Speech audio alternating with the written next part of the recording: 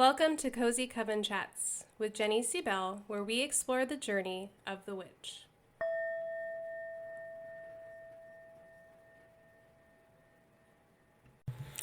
Hello, witches. It's the after Christmas, before New Year's Eve days, and I am your host of Cozy Coven Chats, Jenny C. Bell. This is for the week of December 28th. Happy almost New Year. Calendar New Year. I talked about last time how there's so many options for New Year's as witches. But yeah, I hope you had a wonderful holiday. I hope you're planning something fun for New Year's. We're going to talk about New Year's rituals in a moment. But first, I want to share that I have a special sale going on for podcast listeners for our coven. If you've thought about joining us, but you're just unsure, this is your chance. Join us in January. The code for you is Cozy Coven, COZYCOVEN, and it takes 50% off of the monthly membership. So it'd be $11. And so it'd be $11 to start new, try something new, join our coven, and just see what it's all about and see if you want to stick around. So some things going on in January is our theme for the month is Illuminate. And we're going to talk about all things illumination, what that means. We have a week-long challenge right after New Year's, a photo challenge, where we're going to take photos of different things and talk about what they mean to us, kind of like photo journaling, if you've ever done something like that. We have a live chat where we just share it. It's a really good way to get to know one another. I have a great card reading where we did charm casting. So picked a tarot, Lenormand, different oracle cards, asked some questions, and then ended with charm casting for the new year. So super fun. If you've been thinking about joining us, join us. It's Cozy Coven is the code, takes 50% off. You can learn more at jennycbell.com. I decided for the new year to pull not from my tarot that I've been using, but pull from my own oracle deck. So if you don't know, I self-publish an oracle deck with my friend Rosemary. She's my artist, and it's called the Cosmic Creator Oracle Deck. And for this week, we have Allow Yourself to Grow, which is the waxing moon.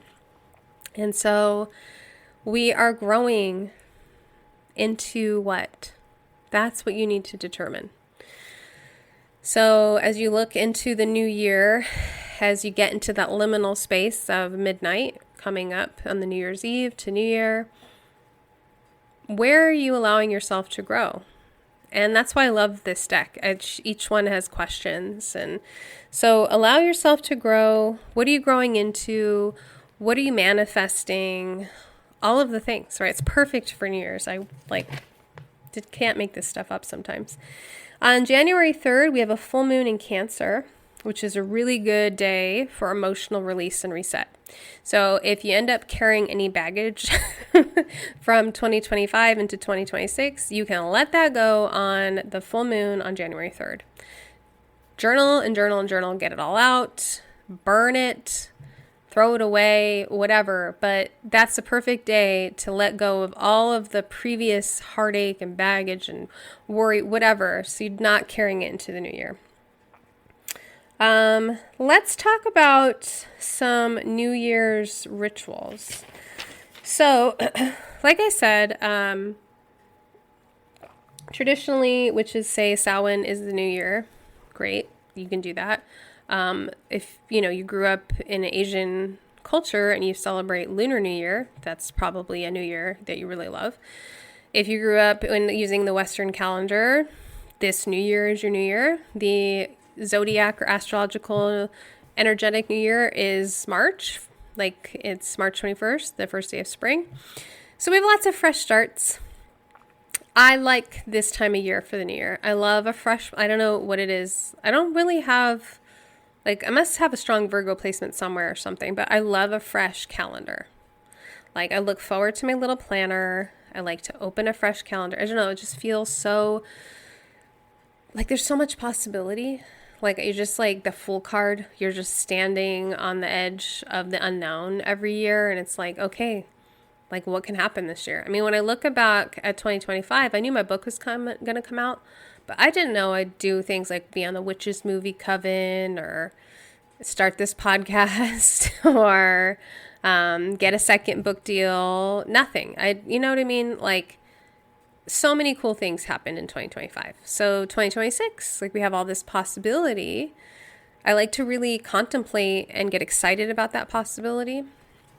So let's talk about some New Year's things. So first of all, I like to treat New Year's Eve as a time to release. And that's why I'm saying if you don't get to do that because you're partying, that's totally fine. January 3rd, full moon, you can do it then.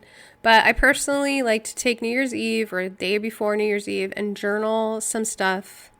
So basically some shit I don't want to take with me, right? Like, what is the stuff that's weighing me down? What's heavy? What feels ugly? What feels wrong? What feels like icky? What are things I want to, what are habits I want to break? No, not New Year's resolution type stuff. I'm talking like anxiety spirals, right? I'm talking that kind of thing. Not like I want to lose 5 pounds. I'm talking like I would like to stop worrying about this, right? So I just get really real with myself is what I'm saying. It's like the detox before I become beautiful, right? It's the bedraggled, sad little phoenix ready to burn before he gets born again. Like, I like to let the ugly out. I like to like investigate it and be curious about it and sit with it. That's what I like to do because then I can let it all go and feel like I'm going into New Year's as a new person. I also like to cleanse the space on New Year's Eve. So that's the ringing of the bells. That's like a way people get rid of evil spirits or negative spirits. So if you go out and you bang pans and ring bells or smash plates and you make all this noise, you're just like scaring off the evil eyes. So carry on if that's a tradition you do. There are so many cool superstitions. So if you grew up in a family that didn't have any, look them up. Especially look at the ones from Mexico. There's like this thing about eating a ton of grapes and taking luggage outside so you travel. Like, there's so many fun things you can do. So look up something like that, figure out something fun for you to do, but also try to like release the baggage. And then on New Year's Day, I usually do a blessing, a cleanse. Like, so I cleanse the house on New Year's Eve.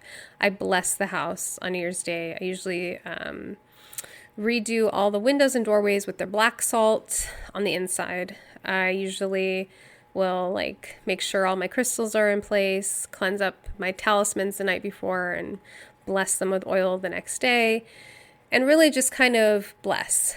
And the other thing I like to do on New Year's is eat black-eyed peas because his family's from Georgia, so eating those for good luck. Eat collard greens in them for money. You can use some other kind of green if you don't like collards. We also like to go outside. My husband and I, originally, New Year's Day, I would spend at Venice Beach when I was younger with my friend, and then it became a hike with my husband. And so we still do that to this day. So we get outside somewhere. I want to spend the new year in nature, and I'm going to tell you a cool story about that in a second. As a way to just like start it off doing something I love, starting off connected with the land, starting off connected with the family. Like, it's so important to me to do that. I also believe there's a superstition that whatever you do on New Year's, you're going to do the rest of the year. So that's why I like to get outside and I like to be with my family and I like to do some things I enjoy. So back to what I want to tell you is, so every year we've hiked on New Year's, and 2020, had no idea what 2020 would hold. But we went on this hike. This is when we still lived in California, and we would go to a place called Silverwood Lake. It's a man-made lake in the Mojave Desert.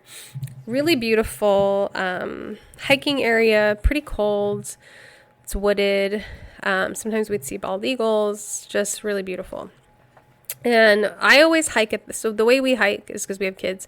Husband leads, children in the middle, I'm in the back. That's for safety, right? It's nothing to do with like anything but that.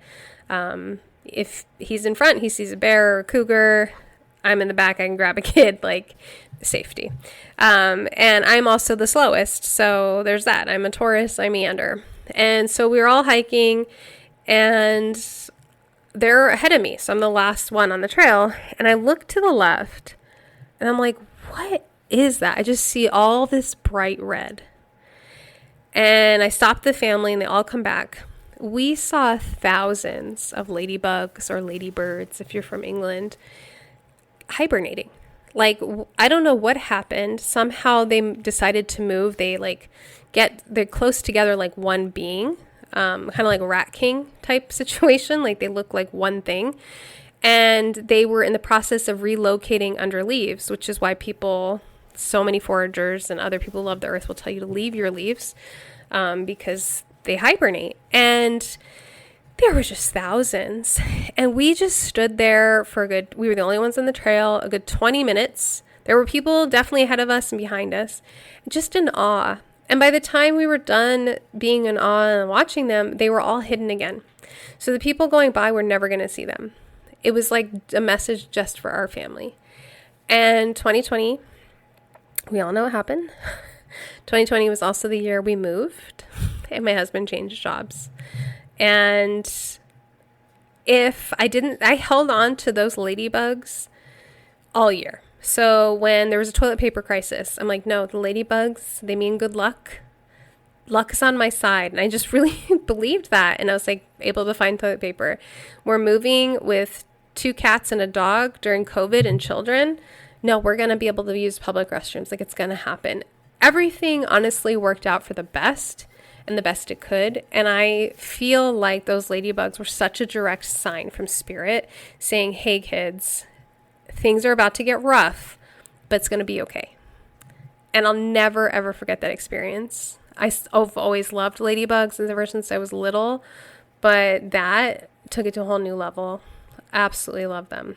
So I'm not saying if you get outside, you're going to see something super cool like that.